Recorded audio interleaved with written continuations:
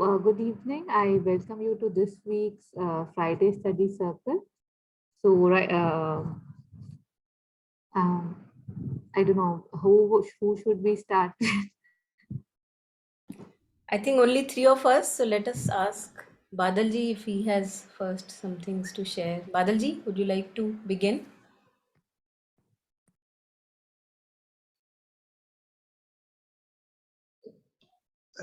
Good evening. Good evening. I was trying to get out of the ego.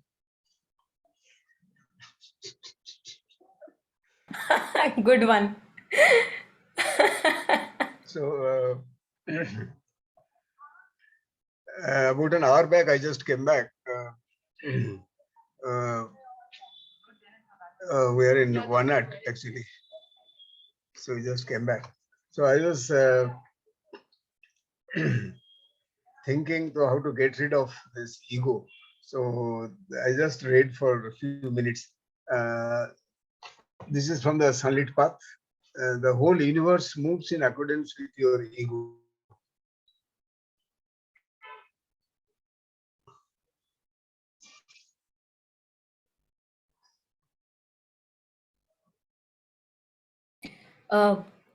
I also have the PDF of Sunlit Path. वो open करूँ? Would it be easier? Oh, ये रहा मिल गया.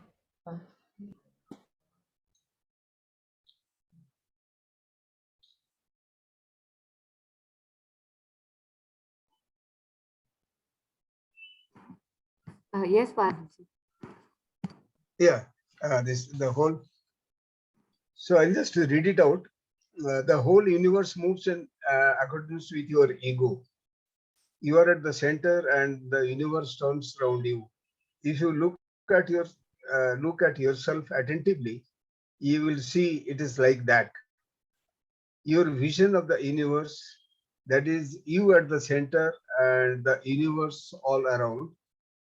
So there is no place for anything else. It is not the universe you see, it is yourself you see in the universe. So at first, to begin with, one must be able to get out of the ego. Afterwards, it has to be, you understand, in a certain state of inexistence.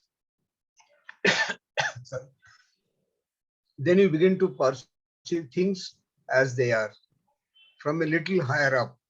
But if you want to know things as they really are, you must be absolutely like a mirror, silent, peaceful, immobile, impartial, without preferences, and in a state of total receptivity. And if you are like that, you will begin to see that there are many things you are not aware of, but which are there and which will start becoming active in you. Then you will be able to be in these things instead of being exclusively enclosed within the little point in the universe. There are all kinds of ways of getting out of yourself, but it is indispensable if you want to begin to know things as they are and not in terms of yourself. So that is the text, get out of the ego.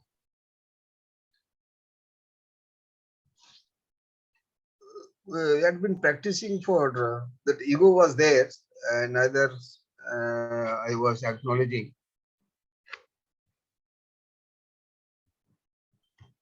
or rather understanding or realizing, and never there was a demand that I must get out of the ego.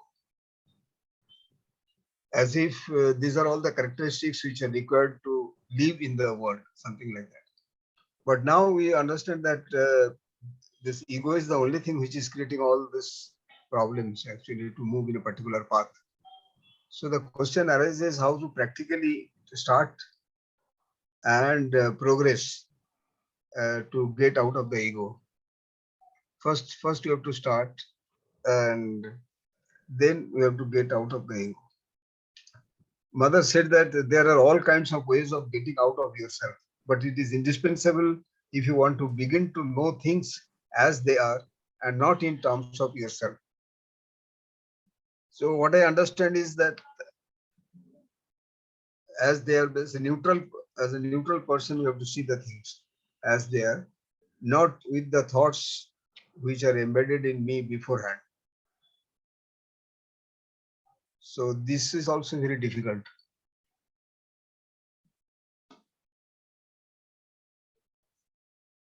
Because everywhere in our practical life, we take a decision very in a short time. We have to take a decision as if there is some competition or something. But probably those who are not in the society or something, and they are free to do whatever they feel like. So probably they can do some meditation or something, and then they can realize every thought process which are coming, and to see the things as they are. And I have tried in case of a human being, without judging, without giving a verdict or putting a label. So I just was trying to see as neutral as possible. But that is for a short duration. So then I could find that the person is not bad at all or good at all or whatever maybe I was thinking. I was trying to see as a neutral person, not attaching the things which I have in my mind, that experiences which I have gained. So without the experiences, I was trying to see as a neutral person. I am seeing a person. So the answer has come like this. So what could be the reason? So there must be some background why the person is talking like that. So then I could see that yes, there is no need of putting label or anything. Let the person be like that only, because neither I will be able to change that person nor I am going to do anything. So similarly, that ego, it is difficult to segregate before I can get rid of. So as per mother's advice, then I have to see the thing as it is, But that also, that as it is, what I'm saying, so that also from my experience only. If, for example, if I have to see a table, I know that it should have 4 legs and there should be a surface. So that is a table. So if I have to see the table as it is, I really wonder how to see it as it is.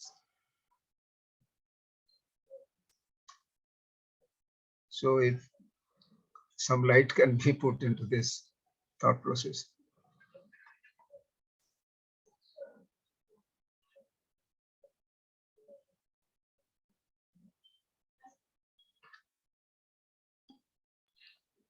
I think first of all, thank you, Badalji, for sharing. There is a technique in art, in drawing. It's called a drawing from the right side of the brain. Yeah, right side. So in that, what they do is, for example, if there is, since you were talking of how to see things as it is, first of all, it's extremely challenging because we are so conditioned, as you were sharing, that whenever I look at anything which looks like a table, I'm just, the mind is conditioned that this is how it should be. And so if there is a table in front of me and I have to make drawing of the table, if the table is the like the right way, ऊपर उसका flat है, नीचे the 4 legs, then what the mind does is, the mind is so conditioned that it just imagines that this is how it has to be. So what they do is that in drawing from the right side of the brain, they keep things inverted. So for example, what do I, so yeah, if this is the bottle that I have to draw, so one way is that you can draw it like this. Now the other way they say is, yeah, that you can keep it like this, or maybe take a picture of this and now begin to draw from the up, taking this as up. So you draw. Now when you invert this picture that you have drawn, you will see that it is more closely related to the reality of the bottle rather than if you draw it like this. So it's very interesting, and it's not an easy thing to be able to see things as they really are. In Buddhism also, I think they say again and again that we have distorted visions of reality. So I'm looking at a person and I am actually not looking at a person. I am looking at my connection with that person. I'm looking at my past associations with that person. I'm looking at what people say about that person. No? So it's like a very thick filter in front of me. And usually we are even unaware of this filter in front of us. So I think the first thing to be done, if one really have this aspiration to see things as they really are, is the groundedness that my vision is distorted. I know that my vision is distorted. Now, when I know that my vision is distorted, then whatever thoughts, associations, opinions, ideas I have in my head, or even feelings, I would actually not take them that seriously. I'll say, okay, this is how I feel, but I'm not sure. This is what I feel about this person, but how can I be sure? So let me go with an open mind. So I think even this aspiration, if it is there, just like you were sharing your aspiration that I would like to, see things as they really are. And if we have suffered enough because of our distorted perceptions, so suffering, I think, is a very beautiful part of it. That if I have suffered enough because of my distorted perceptions, and it is beautiful that my distorted perceptions make me suffer. So the divine doesn't want to stop us at our distorted perceptions. The divine wants that we make our perceptions clear, right? So when I have this aspiration, I have suffered enough, and I have this aspiration that I know my distorted vision is there. Whatever I think, feel, or sense, it is always through a layer of past conditioning or future association, I don't know. So I aspire, and in that aspiration, I keep my opinions at side. The opinions may be there, I am conscious of those opinions, but I'm just giving them a break. I'm just keeping them in pocket, that okay, they are there, I see you. I see that you are coming from the past knowledge or wherever, but can you please hold on, like waiting them in the queue. And then you meet that person with an open mind, that okay, let him share or her share what they are coming from, because knowing now they humble, there is a humility there, because I have suffered enough because of my distorted perceptions, and I know that this human being that I'm meeting also is not bad. Just like I am not bad, I work in my ignorance, he also works in ignorance. So can I just meet this person for the first time without any associations? Now, having known very well that it is not easy to let go of the thoughts about that person, we know that, but for the time being I'm just keeping them aside. So I'm giving it a fresh chance. So I think this is just again reflecting over it, that this is just one way of looking, deconditioning, or deconditioning ourselves. The one way that I shared, that invert this, and then you don't know whether it's a bottle or not, it's just some object that you are drawing. And there are very good examples and experiments done, that if you want to experiment, you can do it at home, that begin to draw anything, any picture, take any picture, even picture of mother or anything, and draw it upside down. So follow each line as it is, follow each curve as it is, not thinking that you are drawing the picture of mother, for example. And then you invert it and see what has come out. So it is one of the ways to look at it, and I invite more reflections. Yeah.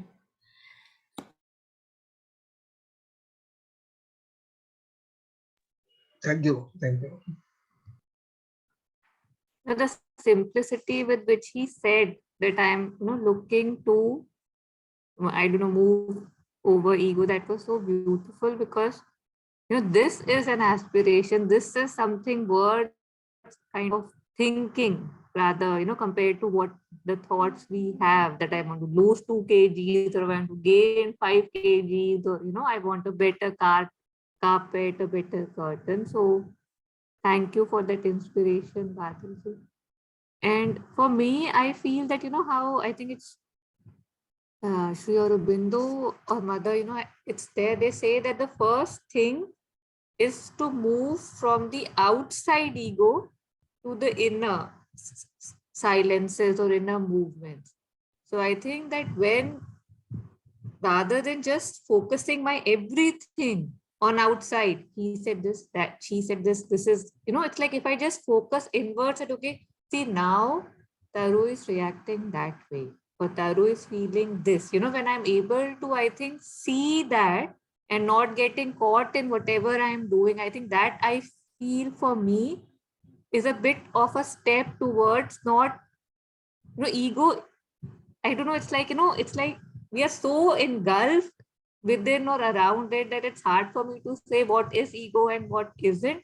And yet, what comes naturally to me, you said something really nice, that among other things, that we are too fast to react, right? Like, again, like we don't want to pause. We want to say that, look at my intellect, my sharpness. I don't need a second to respond or react to you. So, in this process, when you're not reacting, I think there's something that gets a chance to, I don't know, like there's less control, it feels, when it's not fully externalized. So with this mindfulness, with this awareness, I feel that is, yeah, I mean, that is the way in which we are kind of not following the dictates, the usual strong superficial dictates of ego. So I think that would be the first step if I think about it. And, again, there was this quote that, again, I think from Sri Aurobindo, that it is the ego in me that sees the ego in the other. Just whenever I feel that somebody's getting like two there and two here, it's a very good reminder that, look at yourself, look at yourself, look at yourself. And again, and look at yourself and offer, because again, like when people say I've surrendered, we know that's not happened, because it's not a one-time thing. So again, the ego thing seems to be so big. So it's just like whenever anything that is that you have reacted or acted or you think, and it's everywhere, I think that constant offering that, I am doing this, or these thoughts are coming to me, in that offering I feel, because, who will give up the ego? I, the seat of ego, how can I give up ego, right? Like, it's like, I am asking the king to, I don't know, find another king to rule his kingdom. Like, it's very tough. So I think it's impossible without I mean, I'm using a strong word, but self-offering and surrender. I being myself, I don't think, like just talking about myself, not possible. I don't see how that would work if I say that I'm taking steps, or, it's just, I don't know, bowing down and saying that I think I've had enough, like Monica was saying about, suffering, and when I've had enough. Yeah, I think that's just from my end on ego. I mean, one can go on, we can have session and session on egos, but yeah. I'll just share the screen again because I think Jasmine had joined late. So Jasmine, this is what Badalji had read about ego. And this too, I mean, it's again a very good reminder, and it's so true, especially when you start seeing it that way, right? That your vision of the universe is that you are at the center and the universe all around. So there is, I mean, that's how it is. It is not the universe you see, it is yourself you see in the universe. So, I am making my world go round. It doesn't, I mean, it sounds arrogant, but that's how I see, that's how I live, that's how I breathe. I think we had shared one of the Lojong teachings by Tenzin Palmo. We had shared in some of the sessions where she was talking about how to become conscious of our thoughts. And in that, when we become conscious of our thoughts, we see that we are so self-obsessed. That all the time If I'm meeting a person, okay, what is he thinking about me? Okay, how can my desire be fulfilled? What does this person think about me? What happened with me in the past? What will happen with me in the future? So exactly what mother is sharing, that the whole universe moves in accordance with this ego. So I am at the center of everything. And I think it really is very grounding in nature. Just this observation itself, that's true. I'm so self-obsessed. So, and just this light of consciousness, when we become conscious of these thought patterns, I think that itself is a very big step, very big step. Because as I think with Mother and Sri Aurobindo, when we talk about Sat Chit Ananda, Chit is consciousness, and with Mother and Sri Aurobindo, we call it Chit Shakti. Consciousness is a force, it's coupled, the two who are one, Purush Prakriti, the consciousness force. So, this light of consciousness with which I become conscious of my thought patterns has a force. And it's amazing that we don't have to do anything, just that looking is enough. Just that looking at my thoughts, that there is a guard now in this territory who is just checking all the entries. So just this look at the visitor, that look has a transformative power. Such is the power of either consciousness, awareness, mindfulness, we can take any name. So when we often struggle about these are my patterns, what do I do about this? We often take it too tightly. In that, we just have to know that if we know this aspect, that the consciousness itself is coupled with Shakti. So my looking at the thoughts, my looking at my as Taru was sharing, the surface consciousness, the outer consciousness, my looking at becoming conscious of those thought patterns itself has a transformative power. So there is nothing to be done. It automatically gets done. The right action gets done if I really take a stance of consciousness. Then it becomes really easy. Then we don't have to struggle much. Yeah, please. No, absolute truth. Like the Ramakrishna Paramahamsa also, in such condition, he has explained with the help of a story. I think once I have narrated that story. So once you recognize, once the thought pattern or this, the moment you recognize, that child will run away or stop, because there's observing that I've been observed now. So that itself is a great feeling actually, because this eradicates, actually helps us eradicating, and in the first step itself, there will be so much of progress if we can check myself. So the moment I expose myself to myself, then probably the things will come to the senses that now there is no free time now. Now I've been observed, so I'll get caught. So that sort of thing. The story was like this, that the one guru was going to a village. Once in a year he visits those villages and all, and he does some kirtan and all this, and he collects some gifts. And so like that he was going on the tour, but he used to take one coolie who will be collecting those on his head and all, bringing it back maybe after a month. But he was not getting anybody, so there was a cobbler on the roadside. He says that you have to come with me, because the cobbler was known to him. He says, no, I am from the lower caste, I cannot go with you. They were Brahmin and all this. So he said, no, that nobody will understand, you come with me. So then he went there.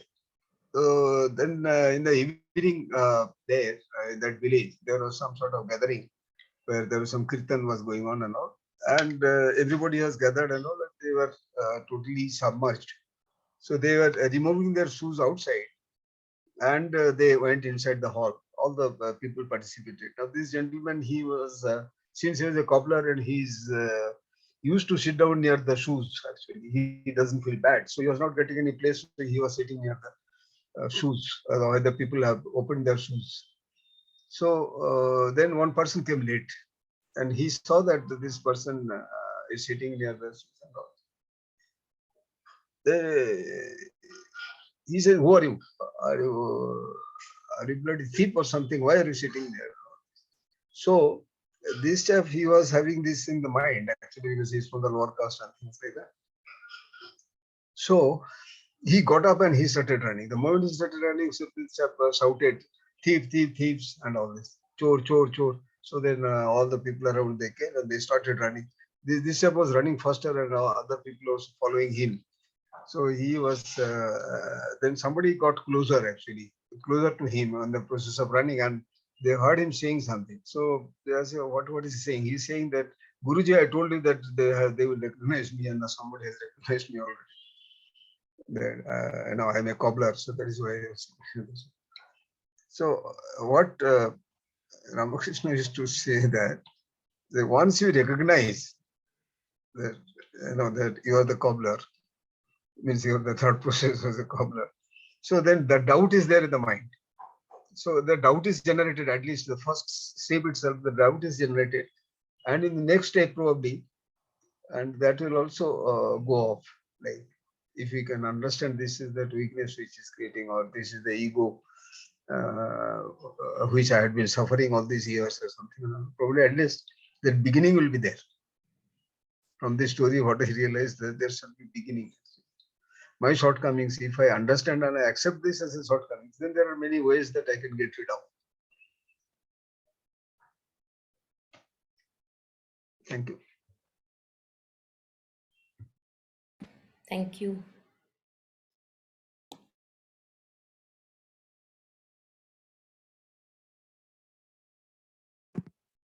This, I think, would go quite nicely with this theme.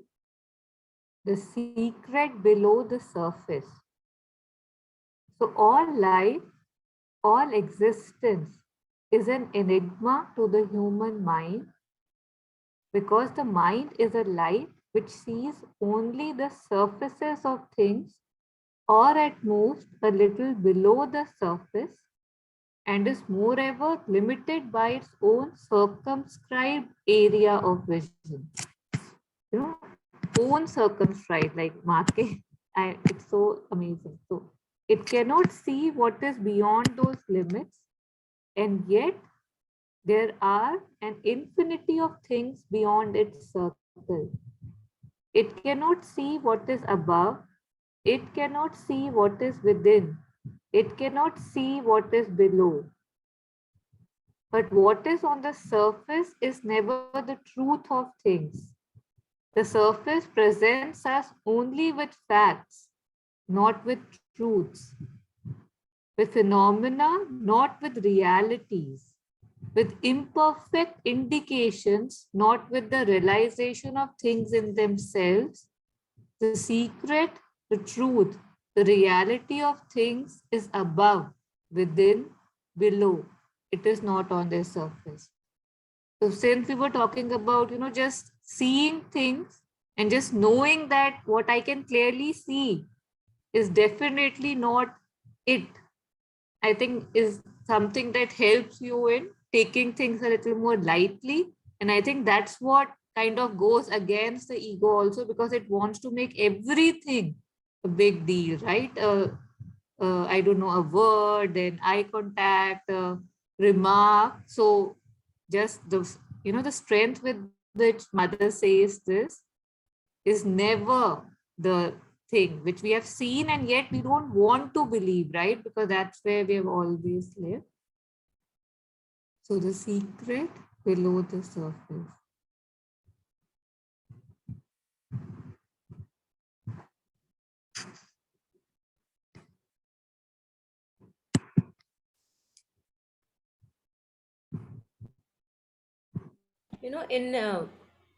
In Buddhist texts, they also talk about consider all phenomena as illusion. So usme, I think since we hear teachers, masters, so they explain that it's not illusion in that sense that it is not there. For example, phenomena is anything limited by time, space. So, for example, an elephant, I see in front of me an elephant. Now it is a phenomena in time and space. Now, of course, the elephant is there. If I go forward, I can be hit, if I'm on his path. So they say that all phenomena is illusion, in exactly what you were sharing, that we don't see the things as they truly are, what Badalji was sharing earlier, that we have such a limited vision through our senses, through the interpretation of mind. So these filters narrow our limit, narrow the vision. So just this grounding itself is very opening, that I don't see clearly. And in that, I'm able to receive very much. That, for example, if I'm blind, or maybe I have like one eye not okay, then I know that my vision is not proper. So what would I do? I will be wary of things, that, oh, since I don't know that I'm seeing properly, let me ask this person. Okay. So I think in that we become very open and receptive to listen and have teachings and have understandings also from whatever is available around us. Otherwise, in our ignorance, we think that we are the rightest one, I know the best. So this really opens us up a lot. And I think this has also implications at a larger level. So if each one of us as a human being becomes like this, that I am open to listen, imagine what would be nations doing. They would not be having wars at just like, like that, oh, you don't listen to me, I'm going to drop bombs at you. Even so, it has very, yeah, great implications.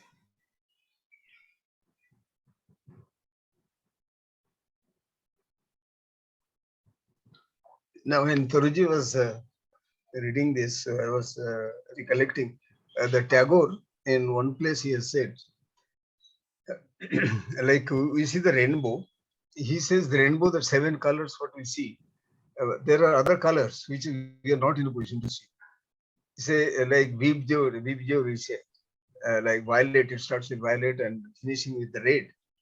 So he says Lal Ujani Alo and Beguni Pare Alo. He says Beguni Pare Alo means after that violet also there are colors. And even similarly for the red, Lal Ujani Alo means it is not that, but human being, we are in the middle actually. Some portion of it we are seeing, not on the top and not the bottom. Only some middle portion of it we can see, that frequency of the light which we can perceive through our eyes. So that is only that frequency, because all these colors have a different frequency actually. So these are perceptible to our normal human being, means eyes, normal eyes and all this. But it is definite that it is there are colors which are beyond this, like X-ray. We cannot see X-ray actually. You can see the photograph, that opaque subjects. If it is placed in front of them, then there is a shadow. So it was quite true actually. Even the poet, they have also said that actually the realization is to such an extent that we are to a limited capacity in anything, the surface only, surface or maybe little below that or something.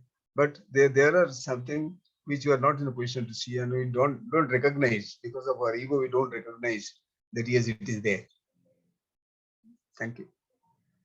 I think it's quite interesting that it is also, even scientifically, if we see, it is so clear that things exist, phenomena are, or there is a reality beyond our senses. Because, for example, this how dolphins navigate. I think dolphins की बात करते हैं ना, वो navigate sonar radiation से, so they sense this little vibration which we cannot sense. So just because we cannot sense, it does not say that sonar radiation does not exist. And here is a person, dolphin, a being, a sentient being, who is using that for navigation, and for her, the life depends on that radiation, which for me, it's like as if non-existent. And there was also once an anecdote that I think we had heard a talk on Teresa of Avila. So उसमें शायद ये था कि वो बता रही थी कि there was this once an occultist who came, a psychic who came to that college or wherever the institute, and she was sharing that she was sitting and going to like offer a talk, and she said that if I tell you who all are here, something like that, because she could see, she had that vision which in which she could see other beings which our normal limited vision could not see. So even these little things tell us that there is definitely, without a doubt, more than what we see within our limits. So how can we say that it does not exist? It really amazing. No, it is really that sonar. Even I read one story where the bat, they have got the long wings actually. When they fly, you can see that they got long wings. Now, what has happened is they create some sound, and that sound gets reflected from that object, and they can find out the distance of that object at what distance is at. So now what has happened is in one of the room, they put that very thin wires, metal wires, and this bat was chased. Bat was chased, but bat was flying without touching the wires. So because what has happened is bat was creating the sound, and through that sound it was getting reflected from the cable or the wire, and it was coming to us, and bat knows that it is a danger for me. I should not touch. I will not be able to fly. Means I will be caught or something. So there's maneuvering the wings in such a way that not to touch the wire. But we are in the human eye, we could not hear that bat is creating some sound and all. The sound waves, they are imperceptible to the human being, but it was perceptible to the bat. Sonar type of thing actually, because it was getting reflected, and the bat was sensing that. Bat was sensing that. That is how they fly actually. That I read in one of the place, like where the sound waves, that we are in the middle, neither we are in the top or neither we are at the bottom. So there this thing came up. Thank you.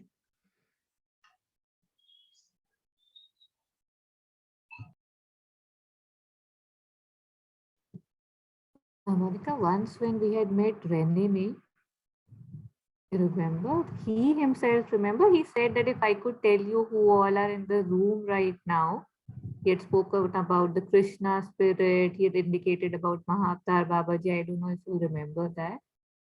So, and plus, I was attending something on the Upanishads, and there he spoke about that how the nature doesn't want to give us everything. I mean, what tools we have been given is the tools that we would need, the basic tools for the survival, for reproduction, for just, so it's so obvious that we don't have, and we say, it's said that we use less than 1% of our brain, right? Like, again, it's a scientific fact, and yet we have issues in believing things that we cannot see very directly.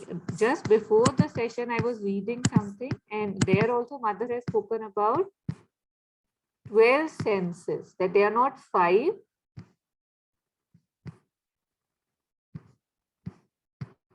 Just one second.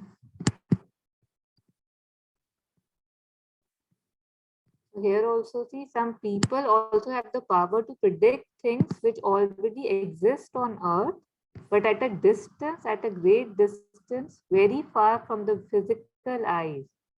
They are usually people who are capable of widening and extending their consciousness. They have a physical but slightly more subtle vision, which depends on an organ that is more subtle than the purely material one, what might be called the life of this organ. And so, by projecting their consciousness with the will to see, they can see very well. There was something on the blind too. It said that how the blind, they can feel things before they hit them, because that sense is so developed. So here, what are the names of these 12 senses? Again, here she speaks about how the consciousness can be extended, and she spoke about how in the Red India, I think maybe she was talking about Red Indians, that they would put their ears on the earth and they would be able to hear footsteps more than a mile away. So, I mean, yeah. I think here it is said that the blind develop a see which enables them to feel an object at a distance. They do not see, they walk in darkness, but they have a kind of see of touch at a distance. a material contact due to which long before touching the object, they know if there's a piece of furniture on the way. I mean, amazing.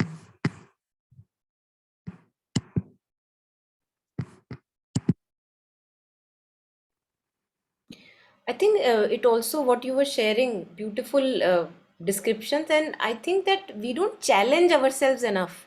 मतलब इतना protected, इतना comforted रखते हैं हम अपने आप को that we hardly give a chance for the senses to develop, a chance for the consciousness to widen. We keep ourselves so fragile, so delicate. You know, ये करूँगी तो ये ना हो जाए, वो करूँगी तो वो ना हो जाए. But as if we don't know how powerful we can be. And this sharing also reminded me of something we had already shared earlier also, where mother talked about when she had a broken leg or something and she was tied to her bed.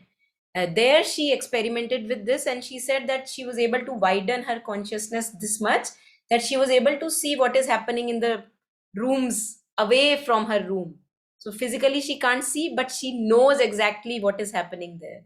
So such are, I think, the powers that we have, and we really, I think, again and again it feels like we can be kings and we live really truly like beggars. Just because we don't allow ourselves this chance. And this also comes up again and again, that too much luxury is not good for practice. Too much comfort zones, too much, that I am this fragile and I'm sensitive and I can't do this. I think we just almost are killing ourselves, and we think that we are doing a nice thing to us.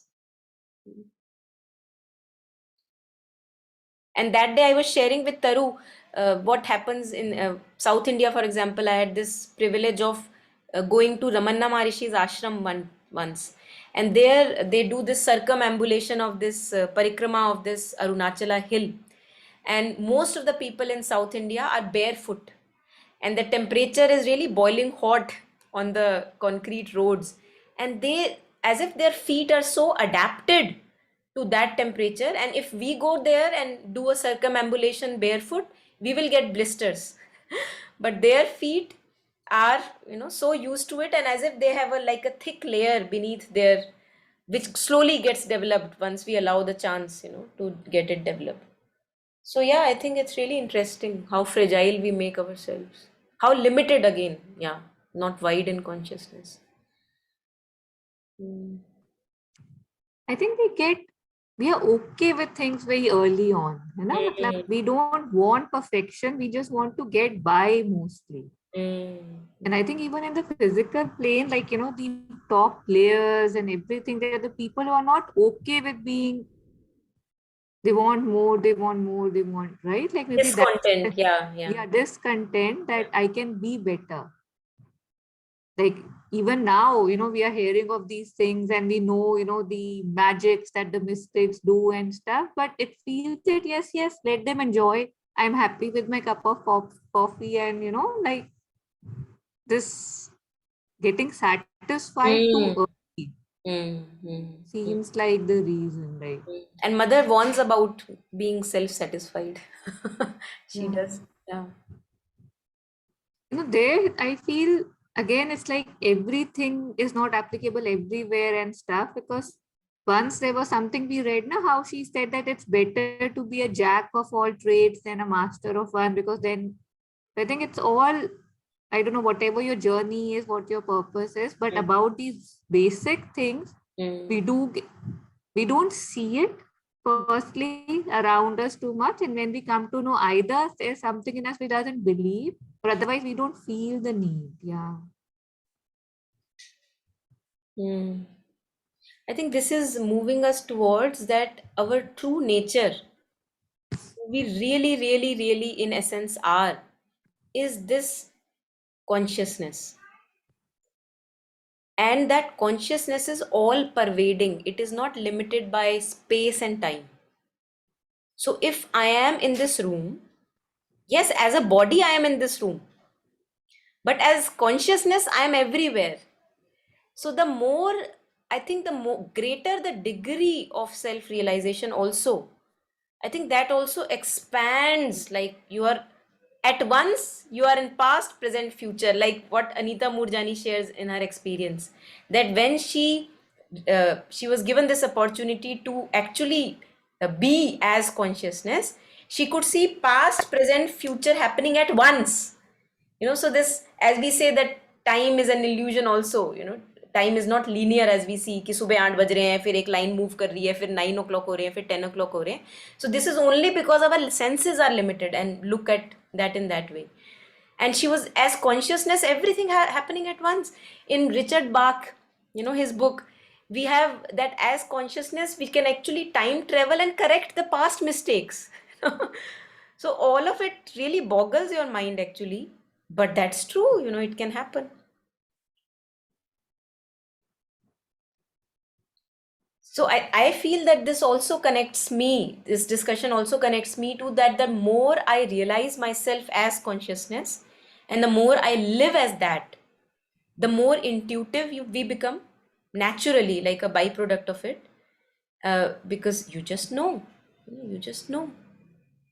And things happen, we are given glimpses, instances where there is a knowing more powerful than the logical mind. Our intuitions, insights, they take a front seat rather than a back seat.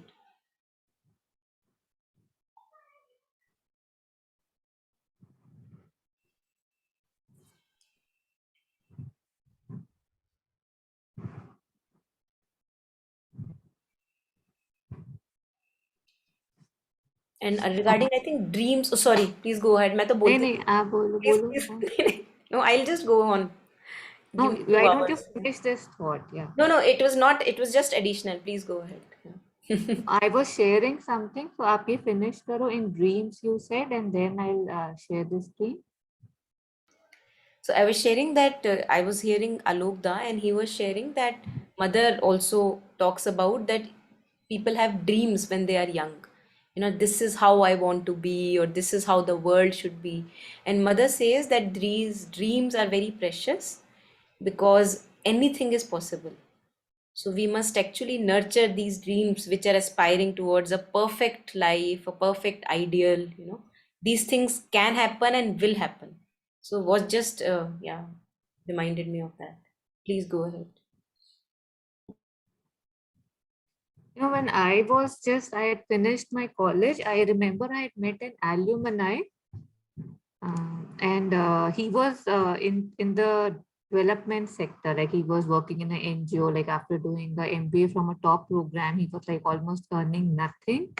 And I was very fascinated with that, and I met him. And I told him that I too want to do this, but everybody is advising me that first, work a little in a regular industry, make a bit of money, and then maybe 5-year, 10-year plan, you can plan this.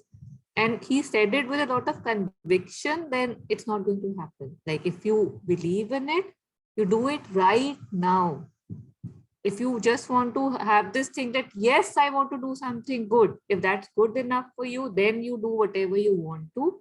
But he said that I have seen several people, so many of my friends and otherwise, like who just like the thought that, yes, I want to do something good, because somehow, life kicks in and you give up your dream, right? Like somehow it feels, and once you get into the race, it's hard. Or by the time you realize, you've already lost a lot of youth, lot of years that when you could make a difference. So I think it's very important to, like you said, preserve these. I think this happens with most of us, this getting sucked up in the rut of life, what the society wants, what is the demand for, employers nowadays. So if there are more doctors needed, let me become a doctor, whether I have nothing for it, it doesn't matter. So in that, we really almost kill ourselves. Yeah.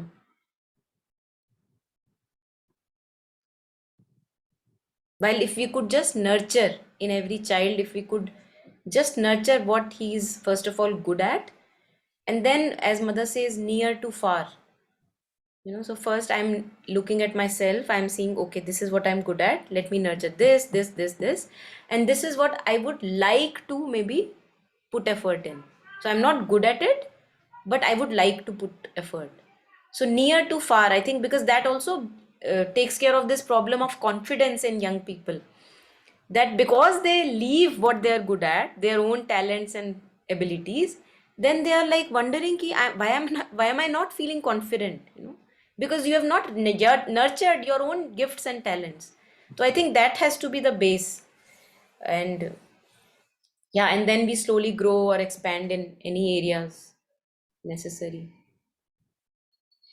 And today I was talking to somebody, and he was sharing his confusion, and I just realized that one thing which is again missing in education and human, like schooling and college and whatever, is also that mother also shares that we don't know why we are born. ऐसे गलती से पैदा हो गए, अच्छा सारे लोग ये कर रहे हैं, चलो यही करने लग जाओ, almost like that. So I think if we again and again remind ourselves the purpose of human existence, which is self-realization, growth of consciousness, if we just keep this in mind, then everything else, whether I'm getting a college degree, not getting a job, whatever, divorce, marriage, no child, doesn't matter. I think that becomes really secondary. Okay, am I growing through that, and then you are taken care of. Like there is a vision in front of you, and in front of that vision, everything takes a second place. So it doesn't matter if I am failing in exams, it doesn't matter if I am having a divorce, it doesn't matter if my relationship is breaking. Am I growing in consciousness? And if I am, I think everything is worth it. Everything, no matter how cruel it may seem to ordinary life. Am I getting a disease, an illness that cannot be treated, something like that? Even that harsh, if we say, if it is leading to growth of consciousness, I think it is doing its purpose. So I think if we can remind ourselves throughout education, also with teenagers, and where they really get in trouble because of the peer pressure and what other people are doing. Yeah. There was a joke, a share actually. In the share, it's because my Urdu is not very perfect, so I just English meaning of it. The person, I say, when I sleep, then I see dream, and when I get a dream, then in the dream I see you, and when I see you, then neither I get sleep and nor the dream. So the same thing that Abdul Kalam, he has said, because he was lecturing everywhere. He says the dream ऐसा होना चाहिए that the need ही नहीं आएगा, means you will not get sleep itself. So once a child has a dream that I have to be engineer, I have to be a doctor, nobody can stop him actually. But the dream should be real. It is not that somebody has to become doctor and he has lot of money, so I want to become a doctor. So there is a pilot, he flies like a bird, so I want to become a pilot. So not that, it should be a deep meaning. If somebody wanted something, got so much of power inside, and we can easily do it. So probably our education system and all, and this total transformation is required for the education system. There are so many things which can be learned. We limit everything. The language, they say that more than 2 languages you can learn, more than 3 languages. Why? The persons, those who have done 13 languages, Narasimha Rao knew many languages. Or Rishi Aurobindo, Sri Aurobindo knew many languages. So is impossible? It is not impossible actually. We never tried. We say that no, it is not possible. First itself we have cut it short. Once we have not acknowledged that, how can we do it? That awareness, consciousness. So we are not developing rightfully, or we are acknowledging. And otherwise, enormous powers we have. Every one of us.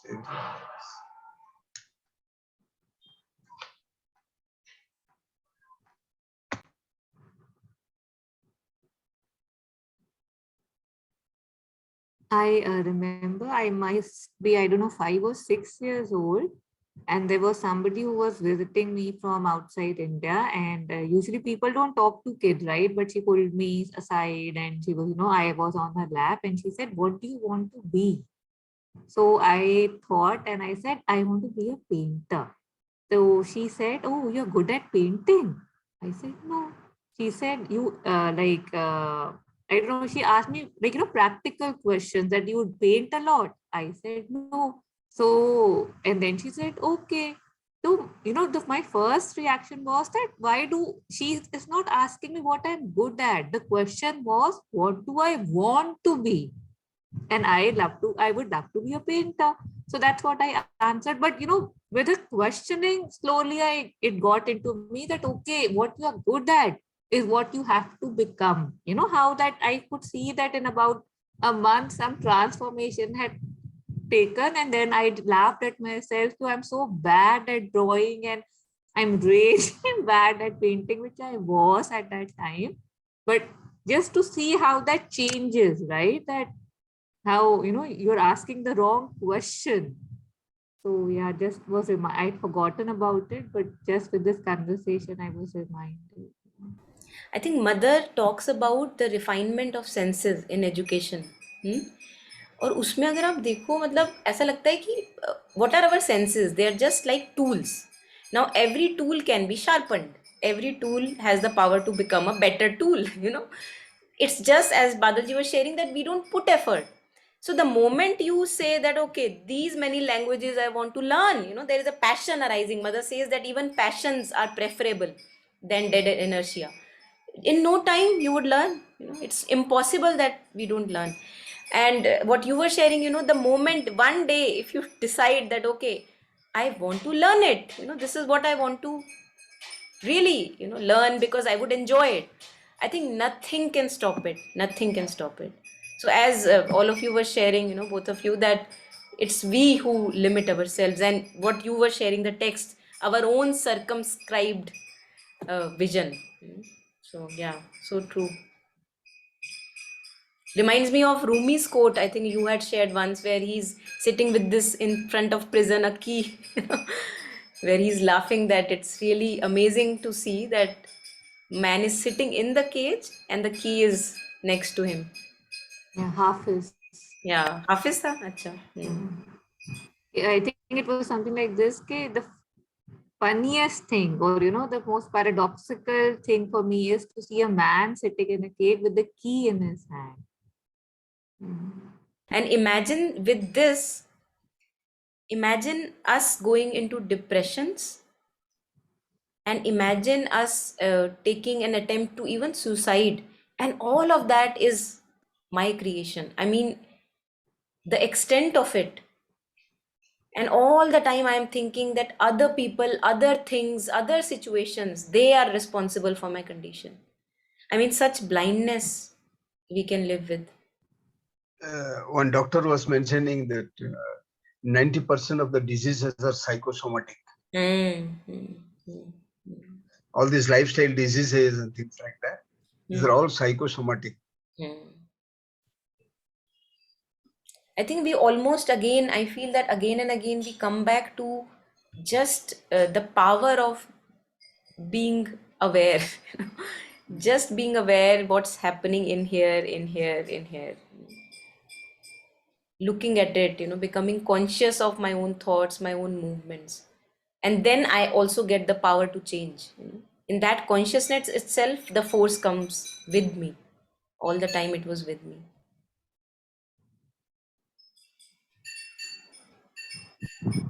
Anika, what you were sharing basically, that how we don't see what we are good, what we want to do, what gives us joy. We just see what everybody is doing. We are pushed in a certain direction. We are like, okay, I'll walk if you say for me to walk. So then it's so obvious, right? That I had heard the figure to be 96%, because they said they would have said 100%, but that nobody would agree. So they have to give a bit of margin. So if everything that I'm doing is in contrast to what I would actually like to do, why would there be no, why is this surprising that more than 90% diseases are psychosomatic, right? Like I am not I'm doing something which I'm not good at. Stress, anxiety, pressure. lack of joy. है ना? मतलब it's all so connecting so beautifully. And then I wonder that why is life hard? Why is the world so tough? Right? Like, and it's weird that after going through it ourselves, we want our kids to go through the same thing, right? Like we don't stand and question, because questioning, I think, again, would be defying the circle of life that we so badly want to follow. And I think it's also a lot of laziness, because if I want to now with a child, it's a different thing because there is a parent or a caregiver who would be more inclined in nurturing and development. But as an adult, this effort I have to make. I have forgotten all about my talents, all about my abilities. Now it's as if I have to be newborn again and again. I have to find out, okay, what was I good at? What was, my likings and preferences? Because that is my swabhava, I have strayed away far from it. So I think वही है ना कि comfort prefer करते हैं rather than effort. और ऐसा नहीं है एफर्ट नहीं लगाते, एफर्ट उस डायरेक्शन में लगाते हैं कि मेरे को ज़्यादा कंफर्ट कैसे मिल जाए. तो एफर्ट की डायरेक्शन ही बड़ी अजीब है. I think that's where again and again I don't like it, but I come back to suffering, because if I don't suffer enough, then I'm not pushed or self motivated that I want a better life for myself. I have suffered enough, enough of it. Otherwise comfort comfort comfort and अरे ठीक तो है, अरे ठीक ही तो चल रहा है, तो क्यों एफर्ट करूं, अरे वो तो बचपन में था. वो तो बचपन में मुझे अच्छा लगता था, now I have grown up और whatever, we have so many reasons about it. Feels like we have to rediscover ourselves again and again, truly continuously. Rediscovery is needed. If we want to be alive. Yeah.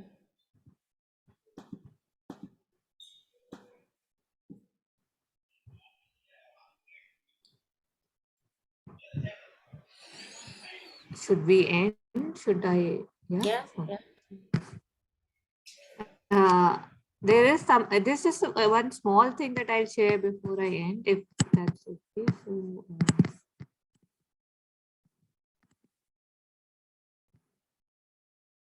there were two things here now that I have your time.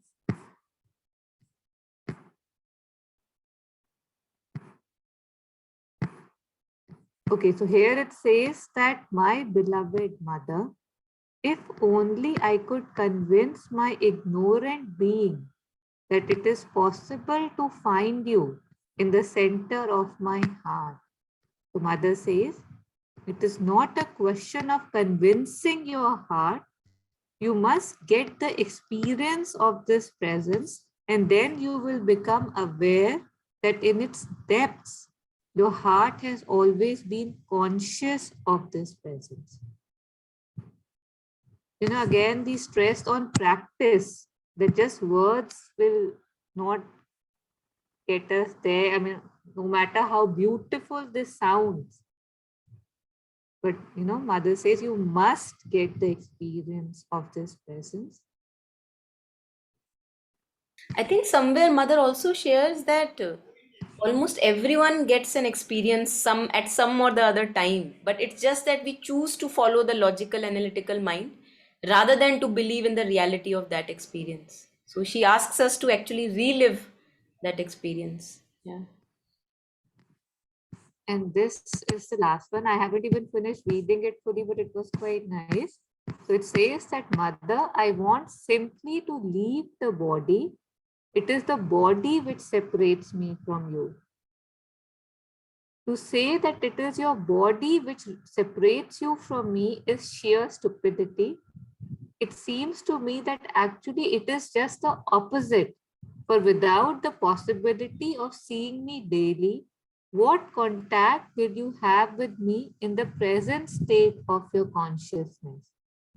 Are you capable of feeling me, experiencing concretely my presence, even when your physical eyes do not see me? I don't think so.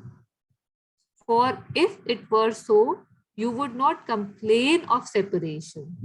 You would know, on the contrary, that there is no separation, And that in the reality of the being, of your being, we are always united. You know how it was amazing that how in her question was the answer that because you already feel separated, so if you know are asking for this, you'll actually it will go worse. So to think that if you leave your body, you will come closer to me is a big mistake. For the vital being remains what it is, whether the body be alive or dead. And if the vital being is during one's life incapable of feeling the nearness, the deep intimacy, how can one reasonably hope it will suddenly be able to do so just because it has left the body? It is ignorant childishness. You know, when I was reading this, I know I'm going totally off topic, but I was kind of, this image that, when especially in North India, when the body is being taken to the funeral home, when you're so when you have the body on your shoulders, everybody says Ram Nam Satya hai, right? Like we don't hear it any other time. It's kind of reserved for that time. So I was just wondering that the body which is already dead, right? Like the ears are gone. We are telling him that Ram Nam Satya hai. He cannot listen, and the people who are alive who are saying it, they are saying it for the body. That's what they say, right? Say it so that now he can hear it. So they don't want to hear it. I don't want to hear it while I'm alive. And when I'm gone, the priests will say that now say this to her because now she would hear that Ram Nam Satya. And there's something else. So Satya, he said something like this. That is the ultimate truth, and there is nothing else which is true except the Ram's name. But this I get to hear once I have left the body. So it's just amazing our formalities and the way we live and the way we have accepted to live. Yeah, this the next paragraph is also nice. Okay, are you going to No, finish? why don't you read it? Yeah, you. ये आप पढ़ो ना, इसको continue करो आगे, आप करो, complete मैं तो काफी कर दिया, आप बोलो. अच्छा. Oh, I was trying to highlight it. Okay, anyway, I think this is also very nice. And the other idea that if the body is changed, the next one will necessarily be better. हमें लगता है ना कि चलो इस जन्म से तो छुटकारा मिले, अगला अगला शुरू हो, is also a mistake. It is only when one has profited fully to the utmost. I think this is very, very crucial. This is very important. It is only when one has profited fully and to the utmost by the opportunity for progress, which life in a physical body represents, that one may hope to be reborn in a higher organism. All defection, on the contrary, naturally brings in a diminution of being. Only the resolution to face courageously in the present existence all the difficulties and to overcome them is the sure means of attaining the union you desire. I think this is so powerful because this Kabir also again comes to the whole paragraph, even the vital being part that you were sharing, that the vital being would not be changed. And the vital part is the part with stickiness. So it sticks to attachments, it sticks to desires, it sticks to impulsions. And if that part remains without the devotion, without the bhakti, so wanting that after I drop dead, I will have the bhakti or the union is stupidity. I think that's what Kabir also in many couplets shares. That if you want to die, die to your desires right now.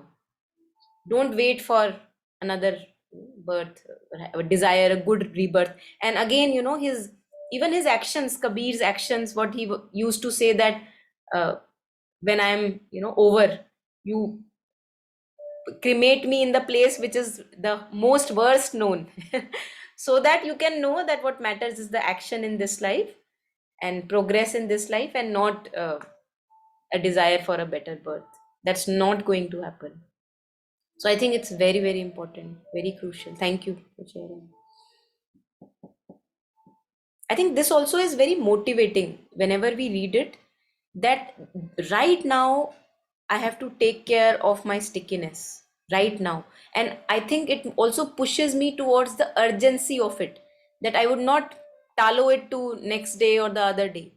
So right now, if I see any stickiness in me, because I don't know when the point of my death would be, can I just step back from that stickiness?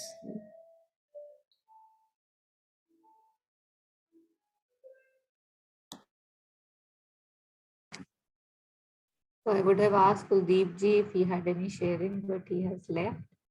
So I think we can call it a circle. So thank you, Badal ji, for joining us. You were out, you said, and still you came. Thank you. Thank you so much. Thank you. Thank you. Thank you. Bye bye.